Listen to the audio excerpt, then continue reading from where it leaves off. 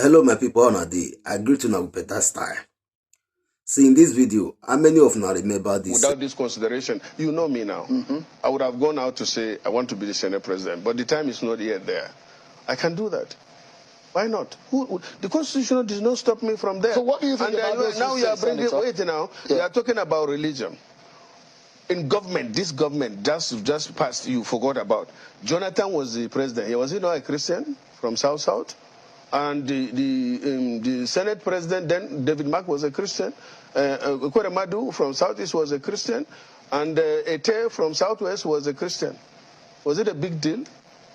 But is it now that because the times are different? The agitations about those are not as prominent as now. Kashim happens to come from Northeast, who is a Muslim, and then Tinubu happens to come from South. So if you are talking about balancing South and North, which is what we do, okay, you have the CGN from the South, you have the president from the South, now you have the president, the Senate president should come from the North, or the speaker should come from the north in order to balance it. Then you take another position that is available to based on convenience. So that's why I'm saying allow Nigerians to make their choice. They have done that before.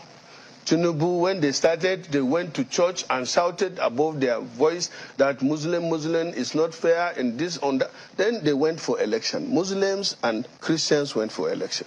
Nigerians voted for Tinubu. Now they are shouting and they say, oh, we have won election. I don't want to be talking about the matter because it's in the court. I have never I told you, I was surprised with the performance of Peter Obi. I have nothing against him, and I see him, if it is by energy, age, advantage, and all that, as one of those that I have soft spot for because of his this thing. But he doesn't have it. It showed. In the north, he was not there. And when you are talking about now north-south, Tinubu is not from the north. He won in the north. He performed in some states better than Atiku. People thought that, oh, it's Atiku. Atiku is from the north. He didn't win.